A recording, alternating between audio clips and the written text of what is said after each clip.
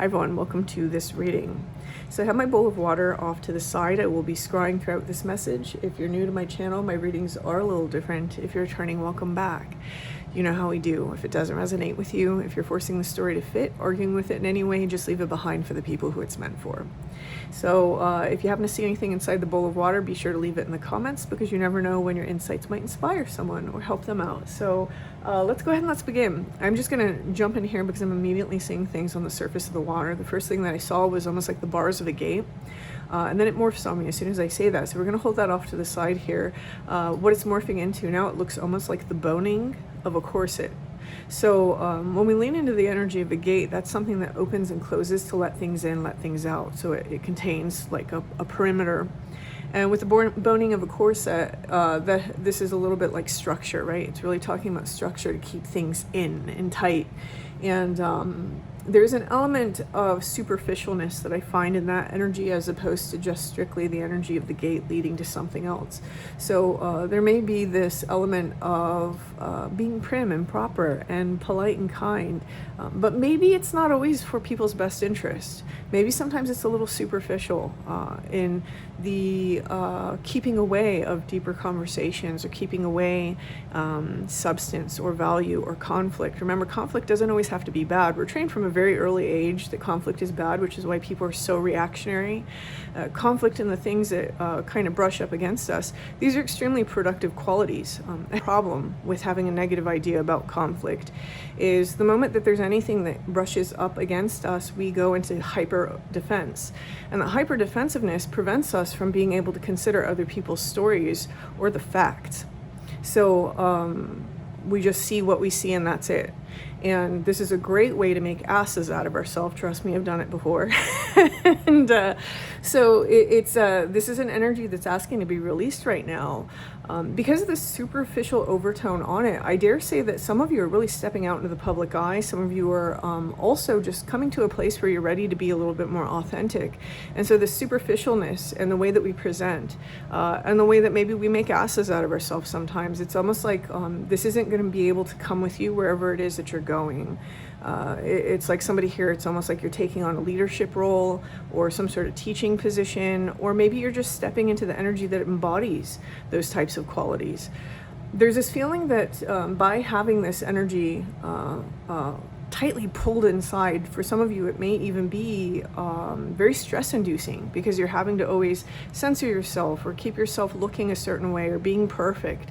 And at the end of the day, that's all bullshit.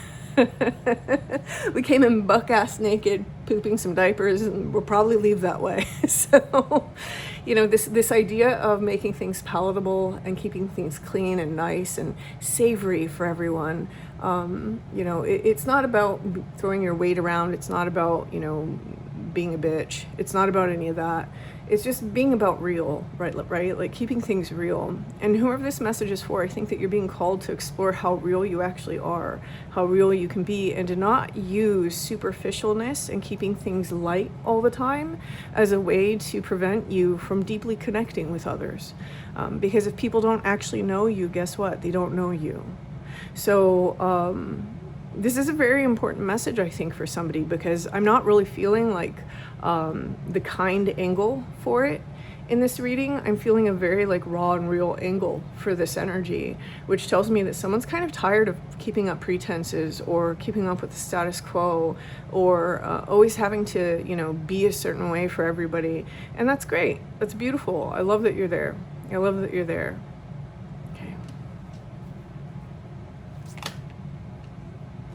Okay, we're taking the stack. Okay, we have temperance here. So this is definitely an alchemical process. It's balancing the light and the dark within, being able to bring those into a harmonious balance here. We have the 7 of Wands. This is fighting for what you believe in. Some fights are worth fighting, and just because of the nature of how people are, right? It would be great to be like, oh, we should never fight, but this is not a perfect utopia. And until people deal with their shadow fucking material on an individual and a collective basis, it never will be. And this is an important energy to be able to adopt, is to be able to fight your battles and to be able to stand up for yourself. Notice how they don't have a sword, they just have their wands. They're like, hey, this is my will, this is my will, this is my will. The Seven of Wands, in some ways, unless it's showing a shadow aspect, it's not. It's next to the Temperance, so this is a good quality. It's really about sticking up for the things that you believe are right, and not letting people tell you that they're going to walk all over your boundaries and, you know, blah, blah, blah, blah, blah, all the things, right? In the everyday power dynamics that ego identities want to play. So I love that this is showing up next to that Temperance card. I really like that. Okay, and then we have the Ten of Pentacles. Okay, so the Ten of Pentacles here, this is generational, but it's also manifestation. So there's something here that has been manifested through you that maybe other generations never had. Maybe you have an education that your family never got to receive. Maybe you are making more money than other people in your family got to. Maybe you're trying to for things, right? Maybe you're trying to do things that your family never got to do. I am seeing this person as almost like this shadowy, waymaker. That's kind of how it's striking me, as like a waymaker. And this is one of the reasons why you have to be in this energy. You have to be willing to fight for the things that you believe in to get further than the people around you, right? And I don't feel that this is for the sake of somebody getting further than the people around them. It's just they want to do better and they want to bring that energy into their life. Here what we have is we have the Six of Swords, and so this is moving to a better place, but a battle had to be fought in order to do so. And I don't feel that this has anything to do with the Seven of Wands. I feel that this is in the past. This is something that we're recovering from currently. And some of you, this is a very long recovery. It's almost like when a person clears out a lot of people inside their life, and then they have to go through the baby steps of figuring out who they are, figuring out how to be alone, how to love being alone, figuring out how to raise their vibration, figuring out how to be more positive. All those things that happen when a person isolates, and they're turning that isolation into a healing energy rather than a destructive energy. So this is kind of like the underlying energy beneath all of this, as is this card here. We have the Nine of Swords. So the Nine of Swords can be anxiety and worry. And I think that this is one of the reasons why someone finally started wanting to do better than maybe the people around them. I would definitely say that there was a great deal. It's kind of like a mental kick in the pants, right? Where it's like waking up at night, being like super worried about things, or having a sense of impending doom. Those are the kinds of energies that I would kind of expect to see with these two if they're underlying an energy. So in this way, those heavier energies really kind of pushed someone to do better and pushed someone forward. And so I think this is great. Again, how can we take those things in our life and turn them into healthy, positive energies rather than destructive energies? Whoever this message is for, you've done that. Okay, here we go. And then we have the Ace of Cups. This is all about emotional health. So someone here, I think that we're trying to turn our emotional health around. With the Ace of Cups, we're also trying to clear out that psychic energy so that we have a deeper well to offer to other people. Remember how it began kind of with this idea of being contained? And now we're standing up for what we believe in so that we're loosing that container and allowing it to not necessarily be the superficial layer that everyone else around us expects it to be. If that's your story, that's not everyone's story. Sometimes, you know, we're the ones that choose to keep it superficial, let's be real. But this is where we get to remove that layer and we get to go a little bit deeper. The cup here is very deep. It doesn't look like it, but it is. And it's almost like depth is found in surprising places. And this is one of the reasons why the topic of conflict came up. Because when we can have conflict with someone who we're deeply connected to and have it be a healthy experience rather than a toxic one, which I think most people, they kind of conflict with toxicity, and again, they're not the same thing, right? When someone can have healthy conflict, you become so much more closer, because now you understand each other. You can understand that, oh yeah, like me and so, we don't agree, and we vehemently don't agree with each other, but we love each other enough to be able to speak about these things in a calm, cool, collected way, and to grow together and understand that we each hold this separate space. That's really maturity. That's really spiritual evolution and maturity at work, right? And we don't even have to call it spiritual evolution. It's just maturity. It's emotional maturity. So whoever this message is for, it's almost like we've been going through this phase here where we're emotionally maturing in many, many ways. And a lot of people, they like to think they're emotionally mature right off the bat. It's a process. It's a process, and it requires us to remove certain things that kind of stand in our way in terms of our expectations of people, how much we want to control situations, how much we want to be right, how much we want to like blast off at people and tell them that they're wrong about all sorts of things because we just know better, you know? And who was it that said, there's a quote, oh, I can't remember who it was. It was something like, to not know and think you know, this is a disease. And unfortunately, this is very common, right? We're kind of programmed that way as people, to be so self-assured and to think that we know things that we maybe don't really know about, especially when it comes to other people's experiences.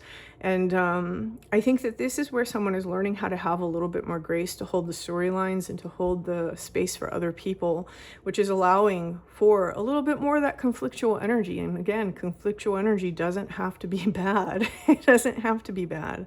Okay, let's see. Okay, there we go.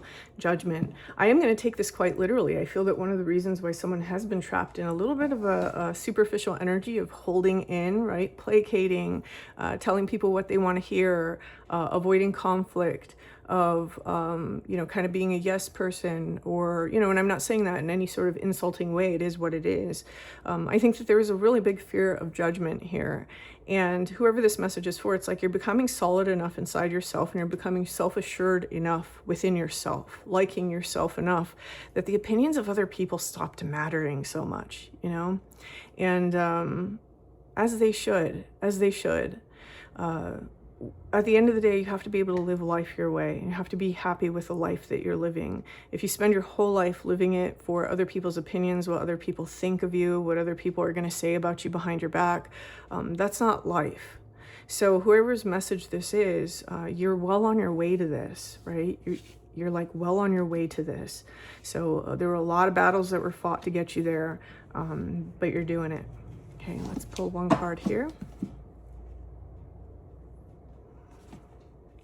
Oh, a lot of heart healing had to happen for this energy to manifest inside of someone, especially self-love. Okay, I'm getting like all kinds of chills as I'm reading that. And then when I read this card, this is really symbolic of the Philosopher's Stone, and this is kind of the message of the great work.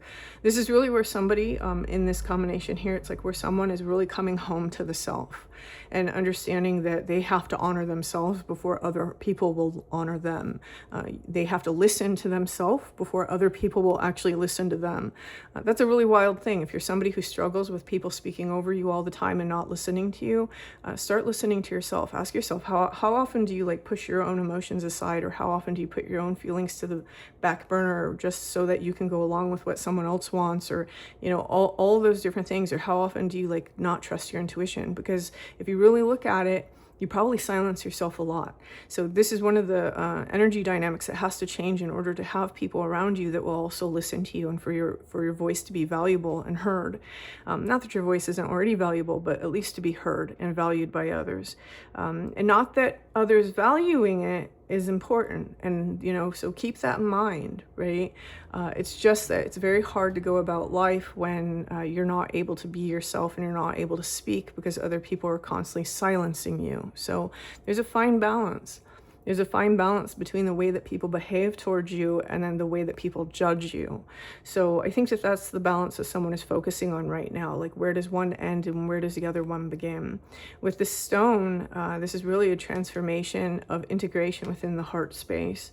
So there are different elements and different aspects of the self that are ready to integrate now. So maybe, for example, you would get into that child self, and that child self would wreak a little bit of havoc with like saying things when it was angry that it didn't necessarily mean, because the adult self was holding back so much, you know. Or maybe it is any number of things. I'm just saying here that there's a bunch of different aspects that are starting to integrate. You can even see this here within the heart space, coming together and creating something new. Okay, so we're gonna pull a couple of cards over here, and as usual, I'm not gonna interpret or go into them. I'm just gonna show them because they're probably for someone.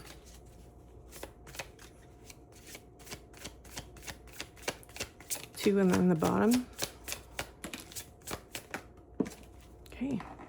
Oh, we had this one. We had that one. Oh, I like that. Okay, so we have rooted rage. You're not unhealed for feeling angry. What if your rage is here to restore your boundaries, not destroy your peace? Take notes on that, because that is absolutely true. Okay, here we go. Fact checked. Its faulty belief system will still feel true if it's never challenged. How much of your truth is based on secondhand stories and emotional static? Again, going back to that reactionary energy and how it makes us view things. And then the bottom, sacred roar. You've held it in long enough. The healing begins when you give it voice, speak, and you'll feel the shift. Okay, so I'm going to leave that there. Whoever's message this is, I wish you the best of luck with this. And if it resonates for you, please hit that like button. Feel free to leave me a comment. And until next time.